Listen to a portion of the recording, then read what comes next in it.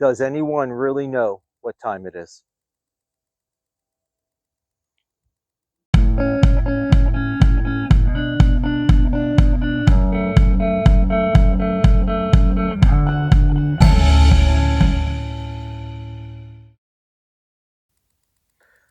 Hello and welcome to another episode of AA3K on the Go. I'm Mark, AA3K, and I'd like to go over with you my two favorite methods for making sure my computer's clock is accurately set in the field, particularly when doing FT8 transmission and reception. I recently did an activation at Ralph Stover State Park here in Pennsylvania, Kilo 1410, if I remember correctly. And I settled on doing FT8 there. And initially, when I got everything up and running, I was seeing every station was about 2 seconds off. Well, if every station is 2 seconds off, it probably means my PC's clock is 2 seconds off. And it was. So normally, I would set clock through the internet or through a hotspot on my phone. But in this case, I had very poor cell phone coverage, just enough to get a spot out that I was at the park. So I had to rely on using a GPS dongle and setting the time from this.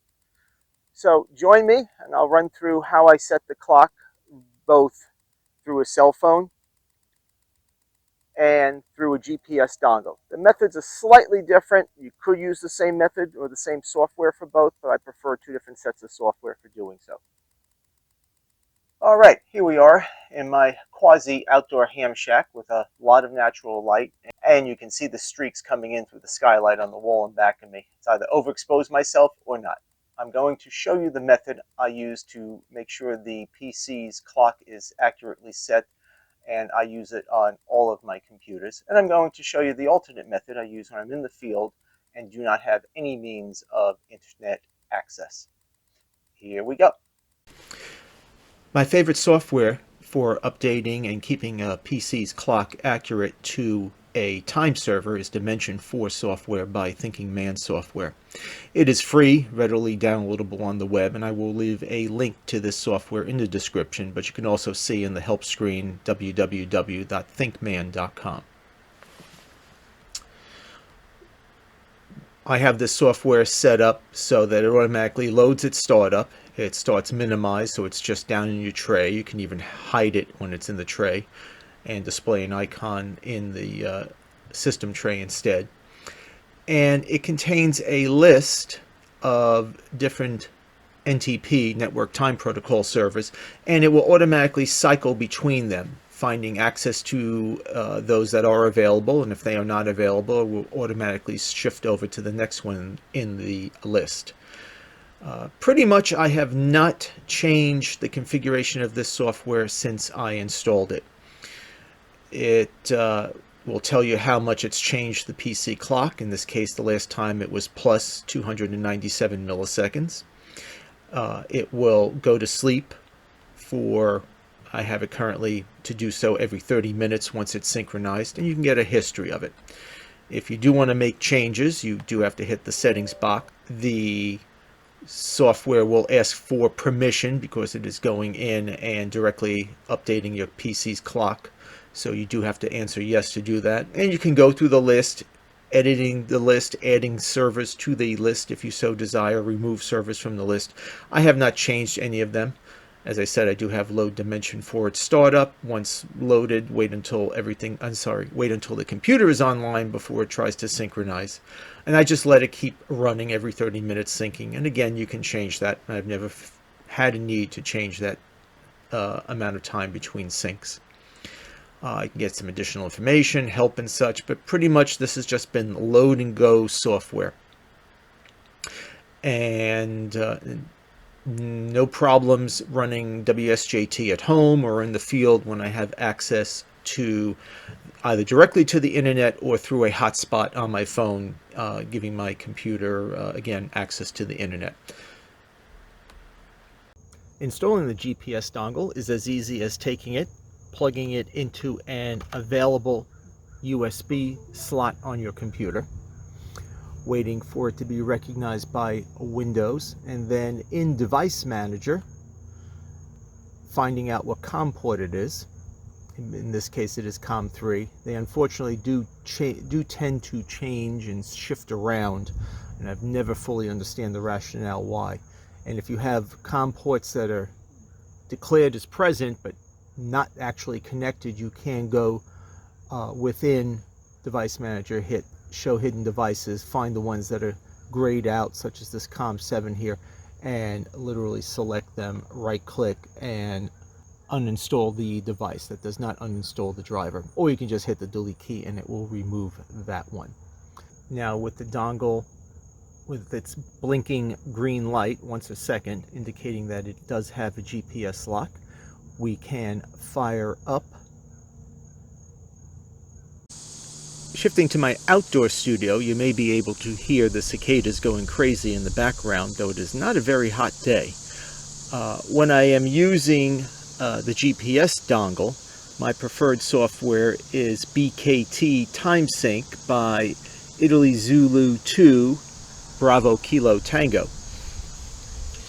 This software will also work with network time protocol servers, but it can only use one server at a time, and you can select from a list. That's why I shift to this software only when using the GPS dongle for obtaining the time.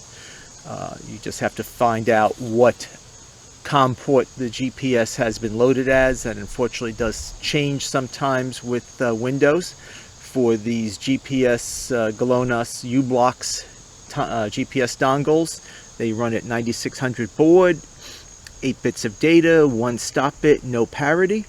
Select RTS and DTR on, though that is not really a necessity with USB.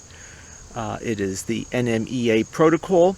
Click Enable GPS, and if it doesn't pick up an immediate time sync, you can click Sync Now, and it will sync. In this case, the clock was only off by 16 milliseconds, and it will pull your PC's clock in accurately with GPS time. And this is what I used while I was at Ralph Stover State Park, and then all the FT8 packets I received were only 2 or 3 milliseconds off at most, basically what I normally see. So I always have the Dimension 4 loaded startup on my computers, and if I need to go to this software, I shut down the Dimensions 4 software and manually start this software up. It can be set to start with Windows if that's what you desire, and I let it to sync on startup, as you can see here. Again, I really haven't changed any configuration in this program from the standard, other than say what the COM port is for the GPS dongle. These U-Blocks GPS dongles do not have any sort of backup battery in them, so if they've been unplugged, they do forget the GPS satellite orbital information. They do have to do a sky search to find it, but they do find the satellites in a minute or two. You're starting to get a useful lock on the satellites and the time. As a bonus, it also does show your current latitude, longitude, altitude. Not too much of a detail needed for parks on the air and such.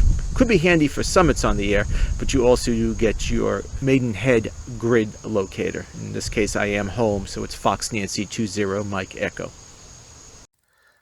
Okay, hope this information is really handy so you can operate FT8 in the field and you don't have an internet connection to get a really accurate timestamp on your computer. These little GPS dongles are pretty cheap, very easy to carry. With the cap on, they're not really much bigger than a USB thumb drive. And as I said, there'll be a link down in the description below. You should be able to do the same thing using the GPS interface on your ICOM 705 if you have one of them. I do not. Or using almost any other GPS receiver. I have not tried it, but I do have this very old Garmin 45XL. It's actually only a single channel receiver. It can only receive one GPS signal at a time, and automatically time slices between multiple satellites, figuring out the differences in order to compute your location. It is very accurate, but we're talking technology that is now 15, 20 years old and well past its prime, that you can buy a multi-channel GPS receiver such as this thumb drive sized one for $10 to $15 depending upon who you're getting it from. Isn't technology great? And marching on. Hey, thank you for your time. Like, share, subscribe to my channel. I would very much appreciate it. And if you have any questions, post them in the comments. I will get back to you as quickly as I can. Thank you, and see you next time. This is Mark, AA3K, for AA3K on the Go, 73.